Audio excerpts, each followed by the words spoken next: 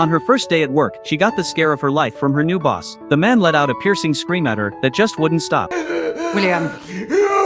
When he finally tired himself out and went quiet, he sharply pointed out that her skirt was ripped, leaving her face burning red with embarrassment. She was just a rookie caregiver starting out, and he was a paralyzed trust fund kid. She was supposed to be his full-time caretaker from now on, but who knew she'd be terrorized like this right off the bat? Totally unfair. What the caregiver didn't know was that this rich kid hated everyone. He'd already driven away 4 previous caregivers, and now it was her turn. He was hoping to scare this one off too, but what he didn't expect was that this time, he wouldn't be able to get rid of her, because this girl was different. Her dad was unemployed. Her mom stayed home caring for her grandfather. Her sister got pregnant before marriage and had a baby, but still wanted to go to college. The financial burden of a household of 5 rested entirely on her shoulders. Sure, life had dealt her an unfair hand, but this kind-hearted girl never complained. Instead, she worked like crazy to hold her family together. If she could handle that kind of unfairness, what did she have to fear from him? And so, an epic battle between a difficult patient and a determined caregiver was about to begin. Jenny's work started, and the rich kid was nothing but sarcastic and cold toward her, warning her not to hover around him or talk to him. So Jenny had no choice but to stay in the kitchen, quietly flipping through books, ready to respond at a moment's notice. During her lunch break, she'd sit alone in the massive yard eating her sad little homemade sandwich.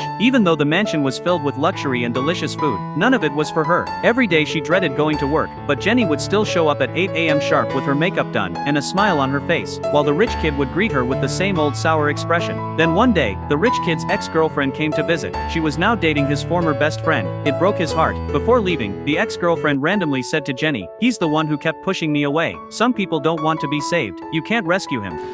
You know, you can only help someone who actually wants to be helped.